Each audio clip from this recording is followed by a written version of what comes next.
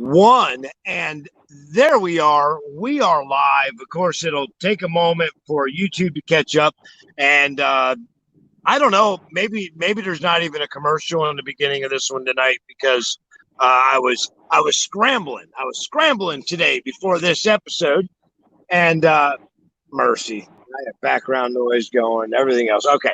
I was scrambling before this episode because I had a guest back out at the last moment.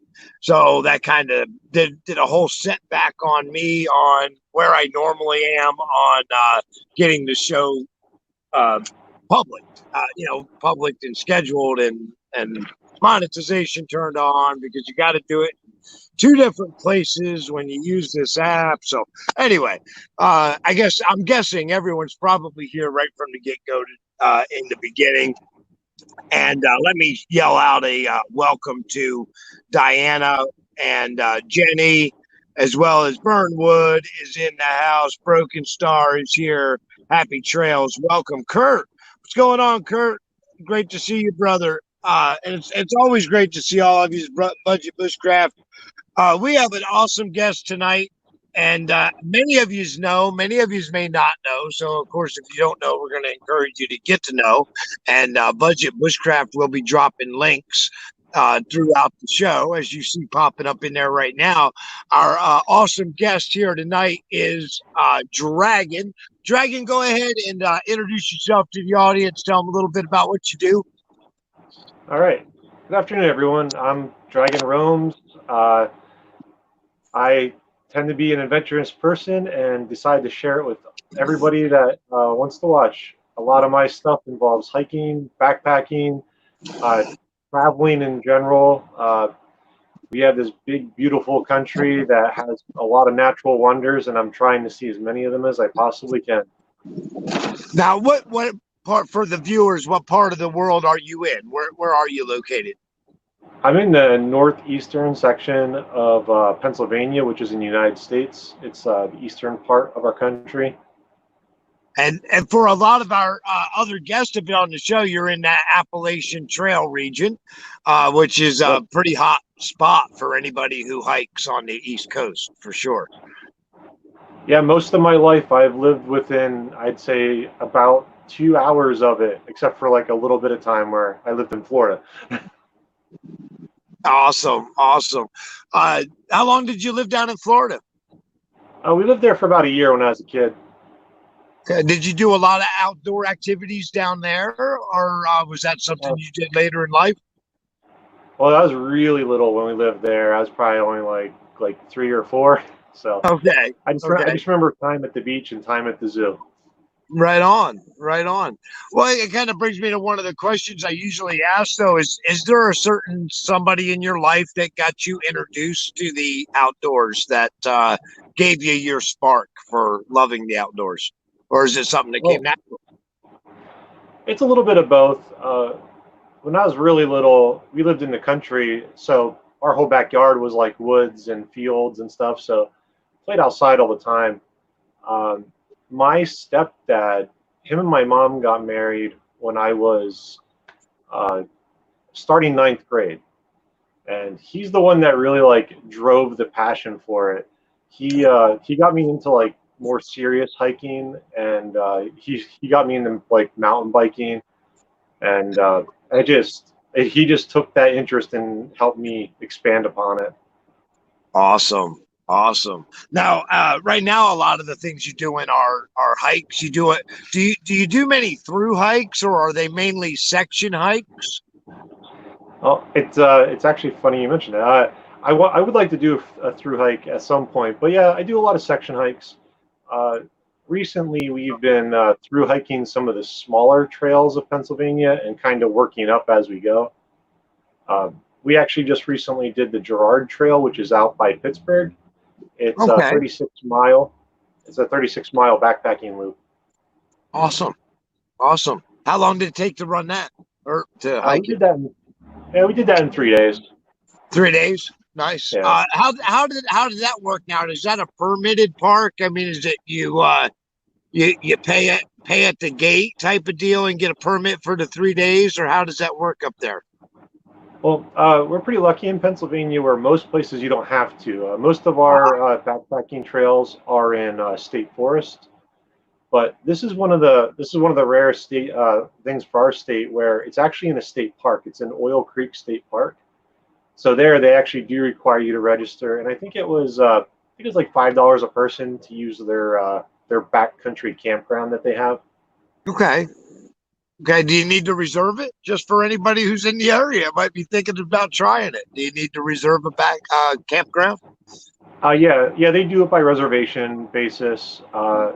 Adams the Adventures, he's the one that organized that trip for us, and yeah, so he took care of all that, but he had to register ahead of time, and we had to let him know like where we were parking our cars, the typical stuff, just for safety in case something happens. Right. Right. Excellent. Uh, Dragon Brother, what would you say is your favorite outdoor activity? What's the favorite thing you do out there? Uh, uh, Hiking slash backpacking, definitely my favorite. Uh, it's it's taken over all my other interests. Like everything else I do, I still do as much as I can, but that's what I prefer to do. Awesome. Awesome. It is. It's my favorite too. Actually, anymore, it don't even have to be the hiking aspect. Just hike part of it to where I could sit down somewhere and be alone in the quiet in the woods is so refreshing. I just love it. But um, now I did ask you. So, uh, is there anyone currently that inspires you to do trips and adventures? Somebody like right now that you maybe watch or uh, whatever, talk to, whatever that inspires you to get out and do more? Uh, I don't I don't know if there'd be like any one specific person. There's a group of people. Like the guest you had last week, Frozen. Uh, he's kind of sparked. He's kind of like sparked me to get going just a little bit more than I usually do. Uh, when he heavily documented his his journey to hike the AT, and I think he put it really well where you just can't wait to be ready for things to happen. You just kind of got to go and do it. Amen. So I've been trying to take that approach more in life. So even like during all the stuff that everyone's currently going through in our state, they've heavily encouraged outdoor activity. So I actually got furloughed from work. I was off for 2.5 months, and I tried whenever I was able to. I tried to get out on the trail as much as I could. Right. But so I don't know. They're just different people. Right on. Well, let me uh, create a pause here for a minute, Dragon. And again, welcome everybody into the chat room. We have Budget Bushcraft dropping links for us tonight. He'll be dropping the link to Dragon's channel. So take a moment, check it out. We would appreciate that. And a big hello to Inspired John and Diana still hanging in there. Broken Star. Great to have you guys here. Burnwood Bushcraft is driving home, and be careful. Keep your eyes on the road, brother. Jenny, and happy trails. Just want to say a big hi to everybody. Nikki, welcome. Lori Bryant, I don't think I shouted you out, or AJH Travels, I don't think I shouted you either, but welcome, my friend. Uh, if I missed anybody, go ahead, jump in there, say a big hello. I am Achalonos Pequinot. This is my guest, Dragon Roams, from here on YouTube, and we are today inspiring you to get outdoors and find your adventure. And we're doing that by sharing stories, and we're trying to get to know Dragon a little bit better and find out why he likes going outdoors so much. Uh, and Dragon, let me ask you again. Wait a minute here. Let me see where I went with my stuff. So, what was the most challenging outdoor adventure you can recall being on? Uh, I think one of the most challenging ones, about a year, about a year and a half ago, Skinny G Panda and I, which actually that broken star that's in the chat, that's Skinny G. Okay. YouTube is still weird with letting her in chats with her normal things, so she uses that. I feel you. I feel you, Skinny G. You know my problem too. So, but yeah, good, great, welcome. We were preparing to go do this hiking race kind of thing in Missouri with Happy Trails Hiking. So one of our local trails is the Loyal Sock Link Loop. Her and I decided that we were going to bust out this trail in one day. And it's normally just an overnight backpacking loop. I believe it is somewhere right around 20 miles, like 19, 20 miles for the loop.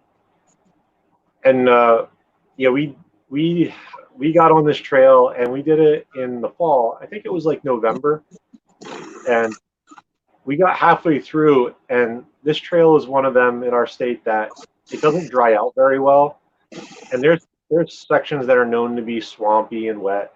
We got to some of those sections, man, and we're talking just flooded out trail, like big deep puddles that are probably like 50 feet wide, and trying to navigate through that, it killed our time. We ended up when we got to like where you can go back up the other side of the loop, we ended up doing a big road hike, which after hiking that many miles, doing a 7-mile road hike, that wasn't fun at all.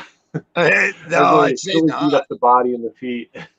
And walking through all the slush and slipping mud with weight on your back is so much harder than one may realize, especially if you have to do it any length of time. But yeah. it was a good test of our fortitude and our toughness. So I wouldn't care to repeat that exact experience anytime soon, though. Yeah, I would agree that wouldn't be any fun. What was your most fulfilling outdoor adventure? What have you found to be your most thrilling adventure you've been on? Did you say fulfilling? Yeah, fulfilling. Okay. Well, a couple years ago, we went. Actually, it was our first cross-country road trip that her and I did together. I've always wanted to go to Glacier National Park. It's always been like a big thing on my list. And we went there, and we hiked to Grinnell Glacier, and it's just beautiful there. It's like a 12.5-mile round trip to hike up the mountain to the glacier and back. It's not particularly a hard trail until you get to the end, and then it's steep and there's some good rock, which they don't have a lot of that out there. Right. But at the end of your climb, it just flattens out, and you're just like greeted by this big glacial pool. There's snow everywhere. It's beautiful, and then we just sat there, took our lunch break, and just relaxing at the glacier. Had a chipmunk try to take my chip. Wow. But yeah, that all sounds amazing. Did you get video of any of that trip, or is that before you were doing video? No, I was doing video, but that trip is mostly pictures. And I don't know if I've shared the pictures of that yet. If not, I should probably do that. I think you should, man. Well, especially since you talked about it here, maybe just do a quick video on it. Tell the story one more time and give us a picture. Yeah. But yeah, slideshow. There you go. I knew I was trying to think of something to say. But yeah, that's a beautiful area, and that was definitely like a great like nature hiking moment for me, was being able to do that one. All right. Well, now let's go back more to local for a minute. If you do you have a favorite place? If you hey, you found out you can go hiking right now. So you get to go somewhere local. Do you have a favorite place, a go-to spot that you go all the time? We have if anyone watches Kurt's stuff, you'll see like he highlights the Pincho State Forest a lot. Mm-hmm. We have the Pincho Trail. That's a common, like if we just want to get out for a night, we typically go there because it's only like a half hour, 35 minutes from where we live. Sweet. But my personal favorite, it's not exactly local for most people, but our scope of what's local is a bit broad. About an hour and a half from here is the Loyalsock State Forest, and that's like probably my favorite state forest in Pennsylvania. I've camped in different parts of it, hiked in different parts of it, and I just really like the diversity that's out there. Well, I have had the opportunity to do a lot of camping in Pennsylvania, and I got to say that there's a hidden beauty that a lot of people don't realize. Pennsylvania has a wide variety of landscape, um, from well, essentially mountains to to just open prairies. You got it all.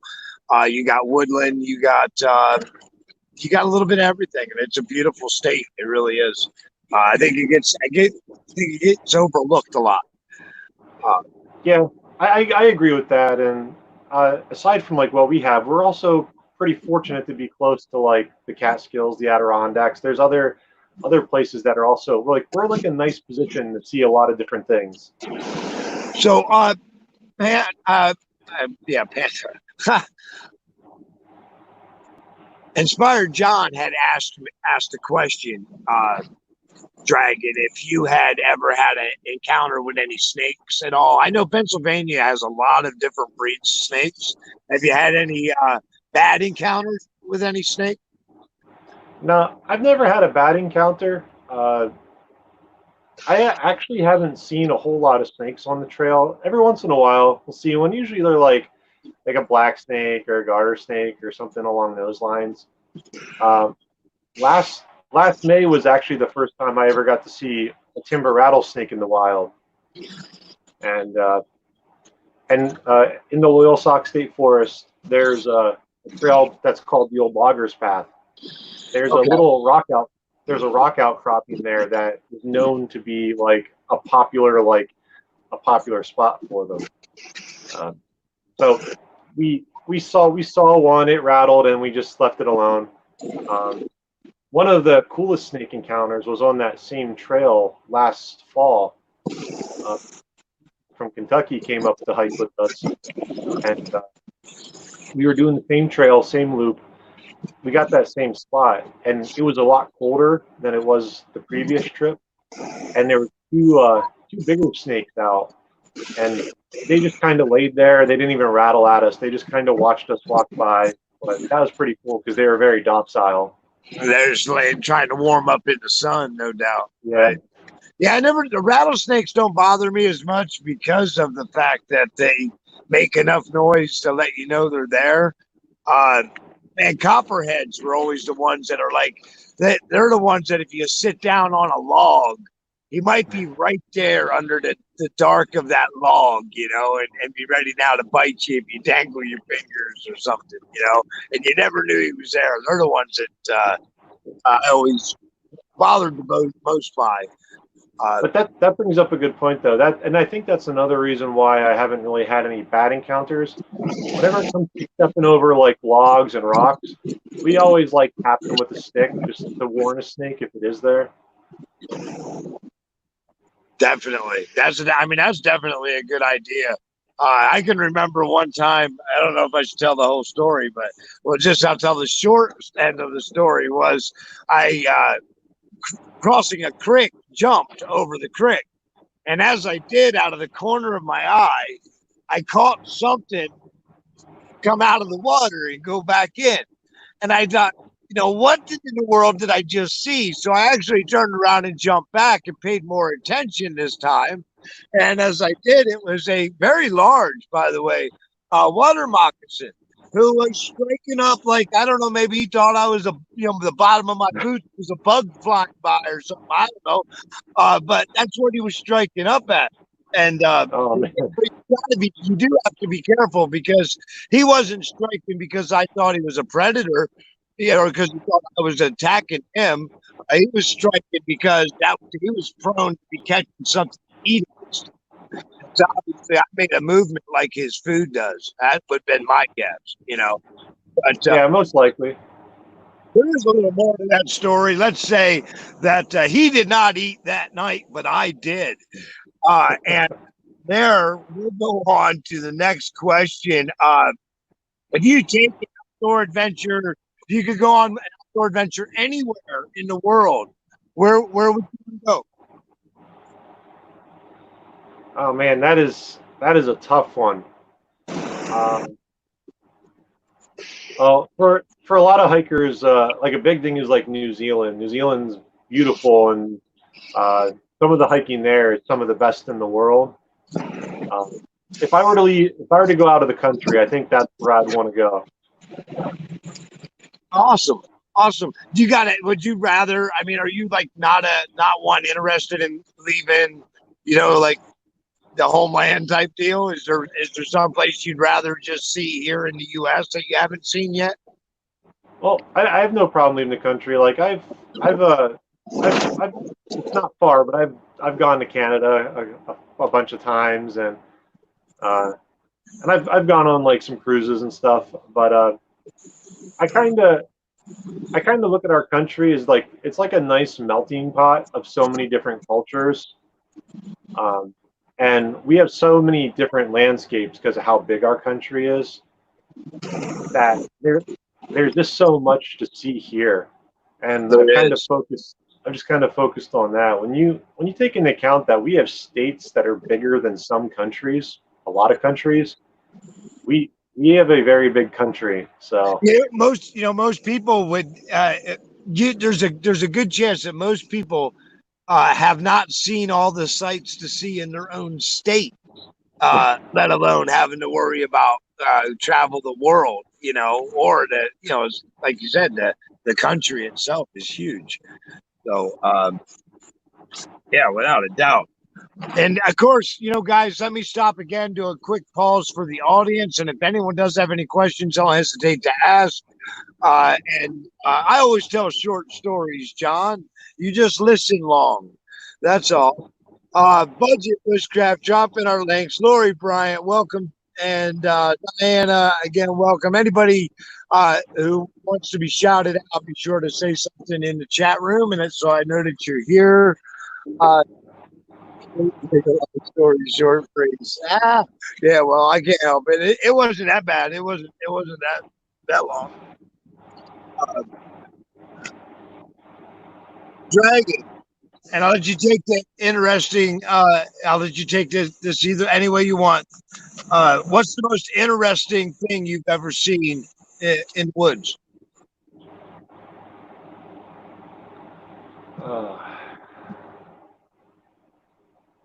that's a tough one. Well, I'll tell you what. I'll follow the second question with more peculiar things. So that helps break it down any aren't interesting. All right. It's I think one of the more interesting things I found in the woods, I would say one of the trails where I grew up. There's on the side of this hill, there is an old. It's got to be something like an old 30-something like coupe, just wrecked in the middle of the woods. And where this thing is wrecked, I haven't seen any signs of any possible like old road or anything. A lot of the trees that are around it are like have been there for a long time. So I've always wondered what the story was behind that car. Like, how did it get there? Because that deep in the woods, that had to have been an interesting, possibly fun night for the people that did that. No doubt, right? Or it fell off an airplane. That'd be the story I'd tell everybody. Yeah, there's a truck. You ever seen a truck that fell off the airplane? Come on, I'll take you for a hike. I'll show it to you. No, and aside from the fact that it's a really old car, and aside from like what rot has done to it, it's in fairly good shape for being where it's at. that's why, down to the Smoky Mountains you'll find that, but actually there, in some of those cases there were dirt roads, but it's been so long that there's good sized trees overgrown. But you'll find a lot of military vehicles and stuff if you just go off trail and go through the woods. You'd be surprised some of the things you encounter, and it's like, why was this left here? Why is it sitting here like that? But for whatever reasons. Let's see. If I get anybody else. Oh, Uncle Al. What's going on, Uncle Al? Callie and Jordan, welcome, my friends. Awesome to have you here, as always. So, you know what? I'm going to ask you. We're going to go. We'll go into the more peculiar things that you've made outside. We get a lot of. I get a lot of times the audience wants to know about the maybe mystery things that we may come across in the wilderness. We'll even drop Bigfoot's name once or twice. But have you ever encountered anything to make you a believer on something extra out there in the woods? I think with most people that spend a lot of time in the woods, you've encountered at least something that you might not be able to like process and put a definition behind it. I've never actually like seen anything that was too far out of the ordinary, but I have had experiences, and there was one that was more recent, and it was really weird. And I'm totally aware of our minds like to play tricks on us, and some weird things can happen when you're like in that in between of like being awake and falling asleep state. So last year when we were on the old loggers path with Jason, we were it was our second night on the trail, and this trail is in the Loyalsock State Forest. I was camping in my hammock, and as I was in my hammock, Kurt and Jason, they were in their hammocks, and our buddy Smitty and Panda, they were staying in the shelter that was there. Nice night, slept fine, no problem. But early in the morning, I felt like my hammock was getting pushed on. And I kind of like woke up and just laid there just to make sure, like, was I dreaming that? And I fell back asleep, and then it happened again. So I laid awake for a little while longer. I didn't hear anything, because in a hammock, you never know. Sometimes an animal could come up and like brush up against you. Sure. So I went back to sleep, and like right around dawn, I heard a female voice like really close to my head telling me to wake up. And I thought it was Skinny G Panda at first, and I kind of just ignored it and like rolled back over.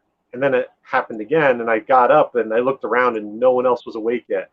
So that was the most weird thing that happened to me that I have no idea. The only thing I can account for is maybe just being in like that weird space of being awake and in a half asleep kind of thing. Right. Right. Hey, I don't dismiss anything, because you only know when you know. Yeah. But the Loyalsock is one of our state forests that's known to have a lot of weird stories. So I mean, who knows? Right. I've seen when you go to the paranormal aspect. I used to live near a place that was real popular to go see a mystical light that appeared by the railroad tracks. And I went with friends several times and seen it several times in my life. Walked up on it and tried to figure out what it was several times in my life. And, to no luck. I couldn't tell you what it is. So, so that I understand that there's things like that in the world. There definitely is. Ghost lights. There you go, Uncle Al. It very well could be. Who am I to say if there is or if there isn't, right?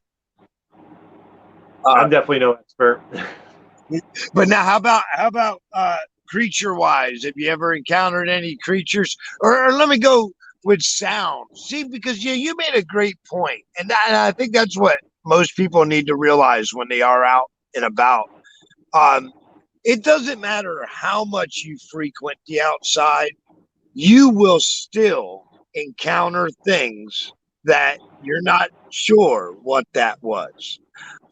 Because you didn't see it with the hear, you didn't get enough information and enough input. So even though you may be a great outdoor enthusiast, you may not recognize everything, every snap of a bush or whatever in the middle of the night. So that being said, it's really important to remember that our minds are going to fill in the blanks for all the things that go up in the night.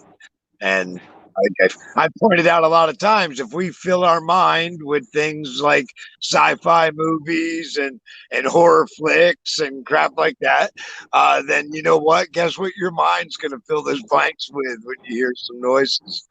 Have you ever heard any noises that just really left you baffled? No, I've actually been pretty fortunate with that. Any of the really strange noises I've heard are from animals, like porcupines are weird. I finally started getting to hear those in the wild. Went a long time without ever seeing them or hearing them, and then this year, for whatever reason, I've seen like 3 in the wild, and I've got to hear them twice while camping. Right, right. But yeah, no unnatural noises. I have definitely have heard noises that I couldn't identify, but see, here's the thing that I keep in mind. Well, first of all, animals can make noises that you don't necessarily recognize, especially if it's certain times of the year for them. They may make some wild, crazy noises. Animals fighting can be uniquely noisy, but humans themselves can be uniquely noisy. And as much as we like to think we are so deeply alone, the human voice carries pretty far if somebody's yelling or purposely making noises in the woods. And you're probably not as alone as you think you are. So, a lot of that stuff could be anything. It could be anything. Yeah, you just never know. There's a I'm not I'm not like really good at identifying animal sounds to like that animal, but I've gotten pretty good over the years of just telling if it's like an animal or if it's like maybe something else, like a possible human or whatever. I think one of the weirdest things, and I wouldn't have known this if it wasn't for I think Kurt's the one that knew. We were in the Dolly Sods in West Virginia last November, and we were going through the one section, and there was like this low, like hum, like thumping type noise, really odd.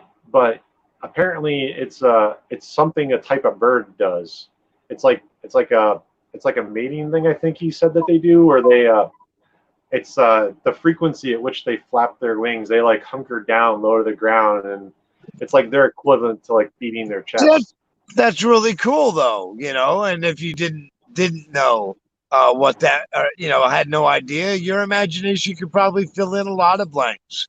Maybe you're an ancient alien astronaut fan, so right away you start thinking it's the Anunnaki. You never know. I'm watching the comments out here, man. So I see that we got some alien talk, and we got This stuff going on. Hi, Gemma. Great to see you, hon. Diana's still hanging in. Inspired John hanging in.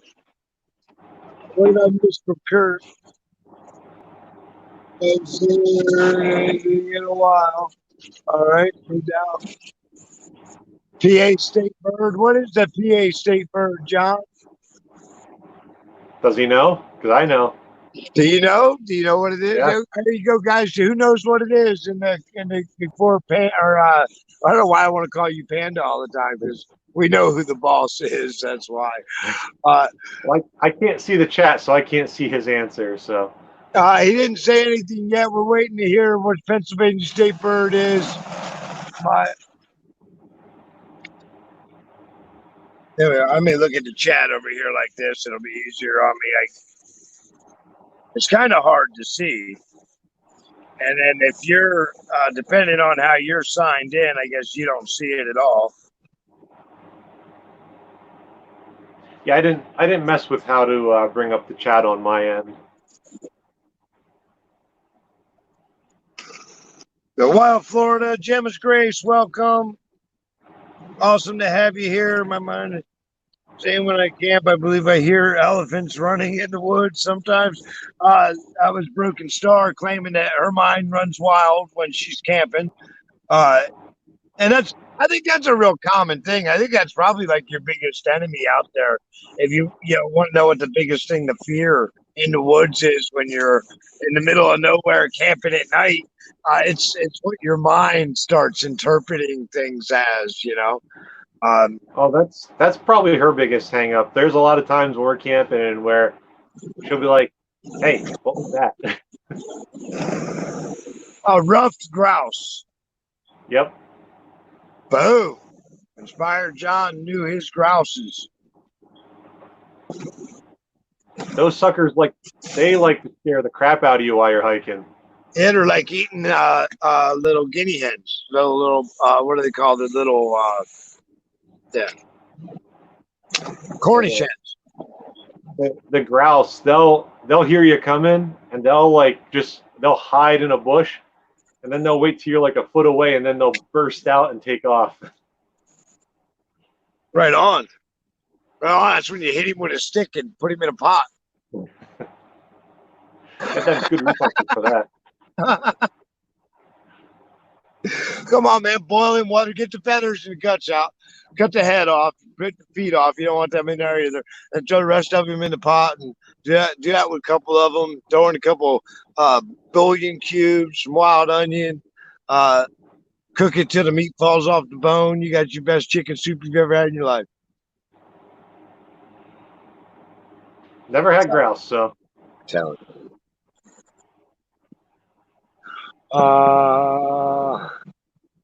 I got a rabbit stick. There you go. Broken Star and Panda.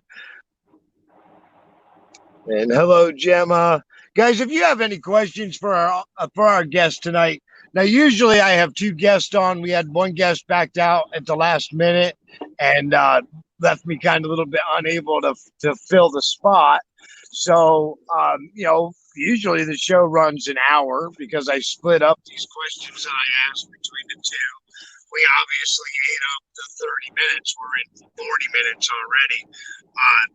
So I definitely could use a little interaction from the audience. If you'd like to help fill in the slot of our last few minutes here, I'm sure you got a question for Dragon that you could most certainly ask. And and I forgot to say hello to Sloan's Wilderness. It's great to have you here, brother. 1930s, my audio messed up. It'll come back. Give it a minute. I got faith. Oh. Is it back? No. Oh, you got my audio. I saw how to. Oh, yeah, I got your audio. I saw how to bring up the chat. So. Oh, okay. You figured out. Cool. Does my audio sound all right to you? Yeah, I hear you fine. All right. So I saw that somebody asked about winter camping. Yeah, go ahead. Yeah, we actually do winter camp. The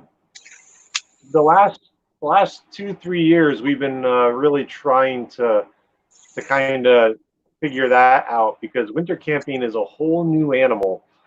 Um, but but this year is the first year where I think I really have what I need to get through on a winter trip all dialed in. I still use my hammock in the winter, Do you but use one of the? What do you just use the hammock in a bag? Do you use one of the quilted liners, or what? I got a jet flying right over my head. I use a full quilt system, a top quilt and an under quilt that hangs below the hammock. Um, and Yeah, I actually really enjoy the winter. The winter is nice because it's very peaceful, and it's if your mind is going to play tricks on you, the winter is the winter can be rough for those individuals because it's extra quiet. You don't hear as many animals, um, but it's just the woods presented in a different setting, a different type of beauty. So, but yeah, Right. I definitely enjoy winter camping a lot. I just, man, I just, when I was younger, I didn't mind. I just can't stand cold weather anymore. The older I get, the more I just it hurts. Cold weather hurts.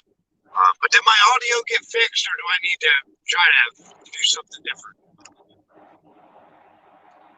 I still hear you. Okay.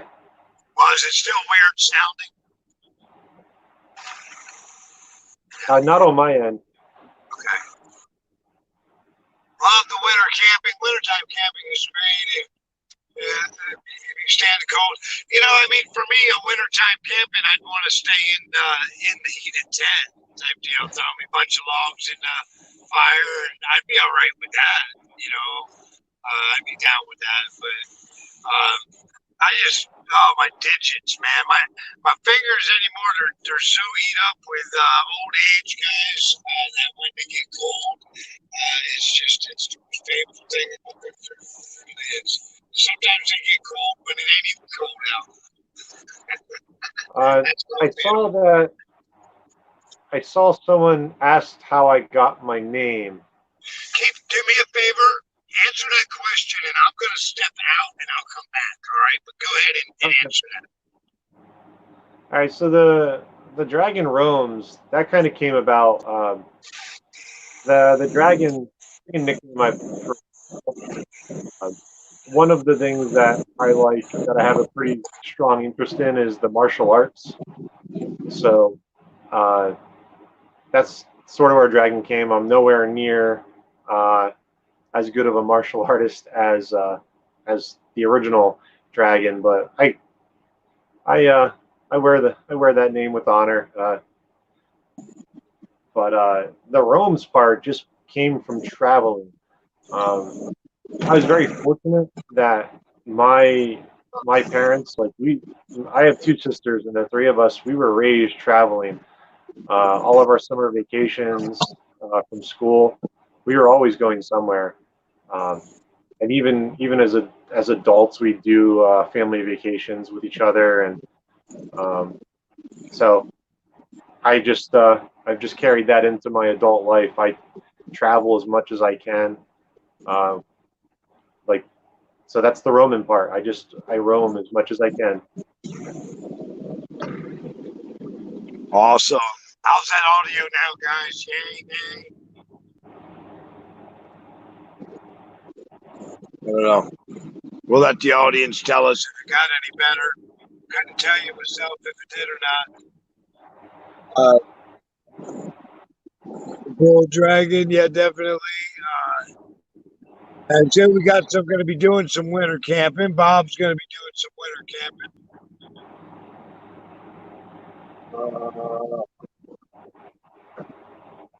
It comes and it goes now. It's hard to say.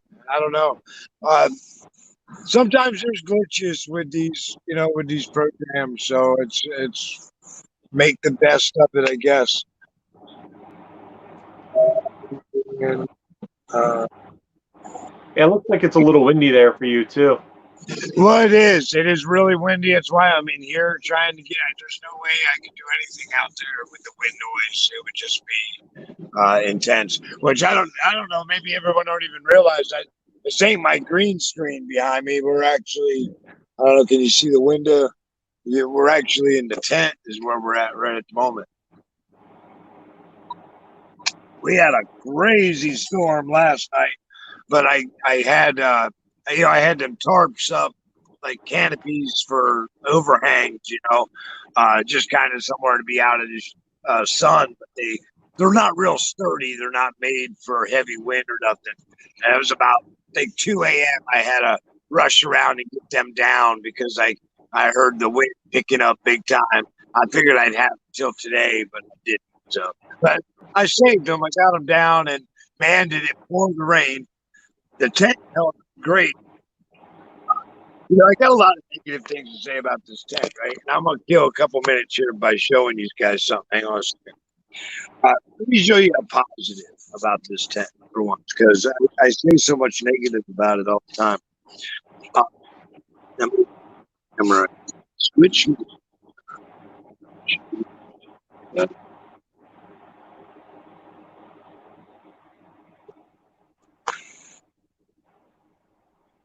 Camera.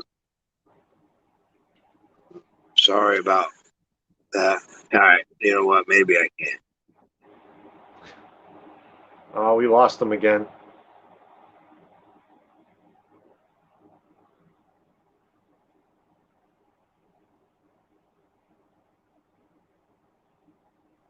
I bet that fixed my audio. All right. What I wanted to show you is anyway. Look at it's like it's almost 6 inches. That the floor canvas, which that's a real thick, watertight. Okay, they made that come up at least 6 inches up the sides. All of you see it or not, but they made it all the way around the tent. Uh, that's not a normal normal feature of some of the tents I've had in the past. And with it, the way it is, if you're in the area that is probably swampy quick, this will save your crab because the water won't be getting up to that seam unless it's like 6 inches. That's how far it's got to go before it hits the seam. So very positive about the tag. I know I say a lot of negatives about it because the price is a less than the Girard Trail. But now the Ozark Trail, it's stitching flat to the bottom. You got your bottom canvas, and then you run stitching, and that starts your tent.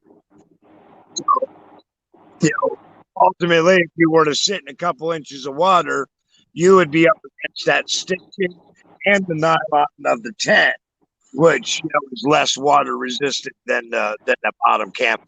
So. Yeah, your floor is kind of important when it comes to bad weather. It is. It really is. So I mean, and of all the negatives I have said about the tent, that is probably one of the biggest positives that I feel extra secure with setting. You said if you got a base camp that you're going to leave set up through the summer, and I'll go to a lot of do other things and come back and forth to this camp. There's things I'll leave inside of it. I want to be able to trust that I can set a spare sleeping bag in the corner over here for the next week and a half. And when I pick it up, it not be all molded underneath it because it's been sitting in a puddle of water over there, So it's really, really, really important that you're watertight. Be right back. Hello, John. I was. Okay. A Bart sack. Okay, I think I missed all that stuff.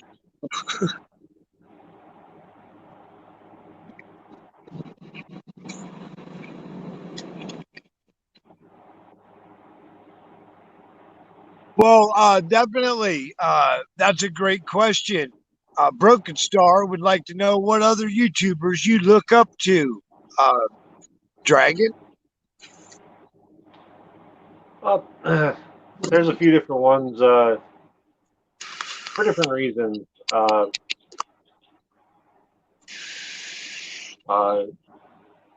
Let me guess. well, Panda. It's Panda's channel, right? no, actually, so uh, Kurt, the way Kurt shoots some of his videos, it's he's got a really good eye to catch things that even hiking with the guy. It's funny, like he'll like catch something on video, and we'll get back from a trip, and I'll see his video, and I'm like, where did you see that at? Because yeah, I don't know, he just catches things. And Awesome. I like that because now that him like ever since him and I became friends, and I get to hike with the guy, um, I I try to like look out for more interesting things that I might normally miss. Um, there's a lot of people out there that like there's one he's typically he's like more known for his through hiking, but Darwin on the Trail, Yeah. he's like through hiked all the main trails and everything. Um, I like that. I like that he gets what he gets with such a minimal setup. Like I feel like to if I were to capture stuff like to justify it better, I would need to carry like 20 pounds of equipment with me. Right. Um,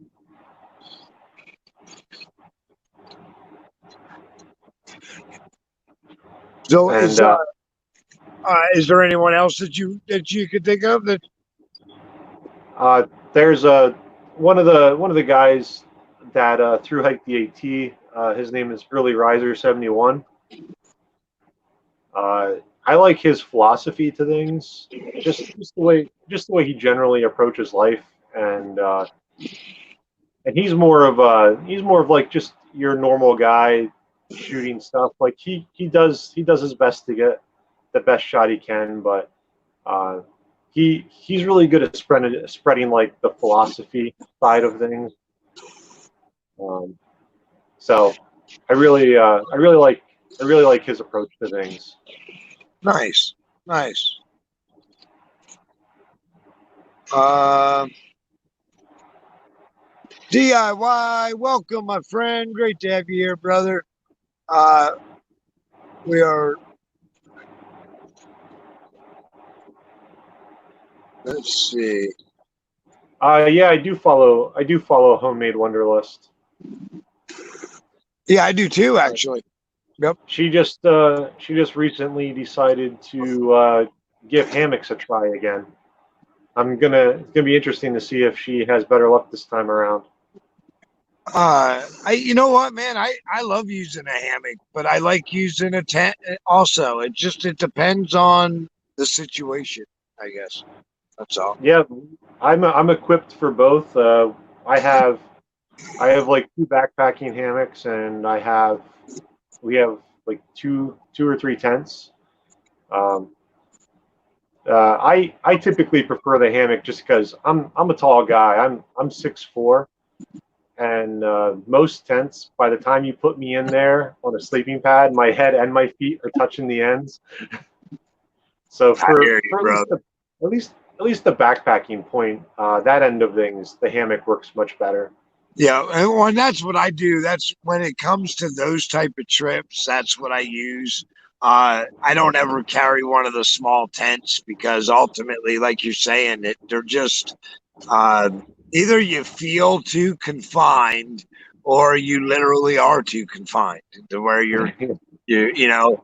Uh, Usually, guys, and I'll tell you what, with most of these nylon fabrics, when you're in a smaller tent, so first thing you better remember if you got any rain or heavy dews going on outside, is that if you touch your tent, you can create transfer through that material. You actually pull it through those fibers. So you don't want a tent that you're up against all the time. Or That's how you get a if it's raining or something out, you're going to really regret it. That's how you get a wet sleeping bag. Yeah, amen. And a wet sleeping bag, wet everything, a wet behind. You get it all, you know. Lightweight hiking tents. And I agree. Yeah, the lightweight ones, they aren't tall people friendly. Uh, Budget uses that one I call the coffin tent because that's it. Looks, I swear to God, you got more room in a coffin than he has in that tent. Uh, on the same note, I watched it stand up through well the side winds of a tornado because we were in one hell of a storm together. But you know, and it held up and it didn't leak on him or anything of the sort. So I'm sure they're good for their purpose, but it comes down to whether or not it's something you can do, right? I like to stand up in my tent, and I'm tall also. I can't stand up in this one. It kind of Yeah, defeats the purpose. recently got a tent like yours towards like the middle of last summer. I forget who makes it, but I can almost stand up in it. Which one did you get? I forget who makes it off the top of my head, but it's The Ozark like Trail.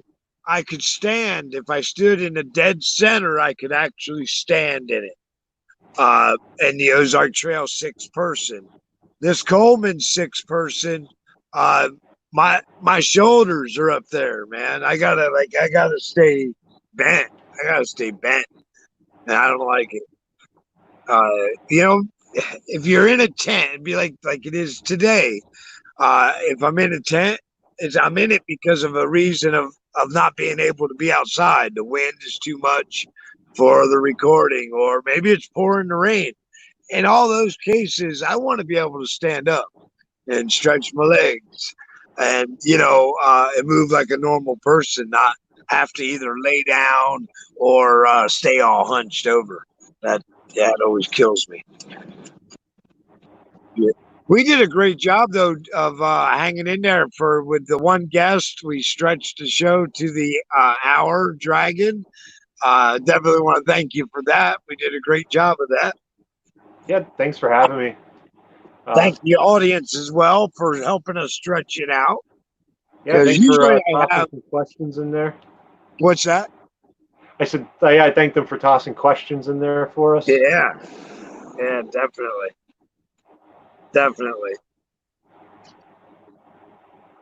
Do you got anything coming up in the near future that you want to plug?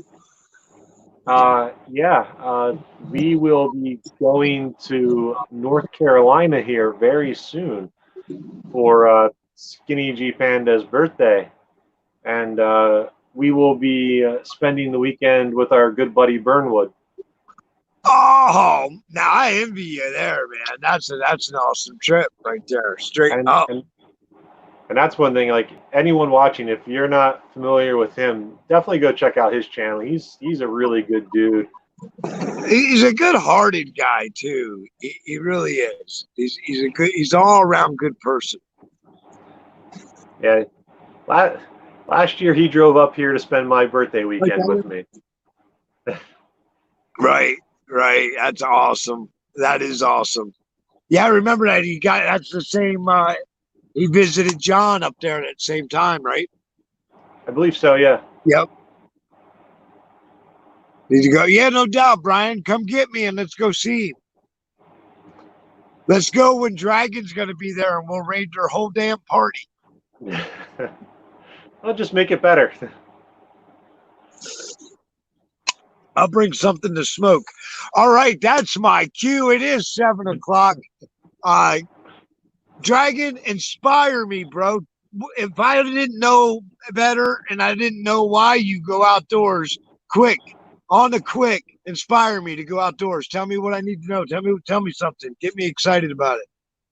The excitement's left up to the individual. I'm a firm believer that some of our modern technologies that are for convenience are working against us. Sometimes you have to unplug and just get out in the nature, kind of reconnect. I noticed in my life, usually when things are the craziest, a good day or two in the woods sets me right. And uh, and even if it's not the woods, even if it's just going to hike one of your local rail trails or something, a little bit of time in the fresh air, just taking in the sights, it can do a world of good. I couldn't agree more, brother. And pretty much that's an awesome note to leave us all on. Everyone, I want to thank you for coming. Remember, there is an adventure right outside your door. All you got to do is get up, open that door, and step outside. And until our trails meet again, I hope all your adventures are awesome. We're Nishita for watching, and Lopich Canal. Thank you again, Dragon. Stay on here while I sign out with everything else. And goodbye, everybody. And I think we're about out. It's going.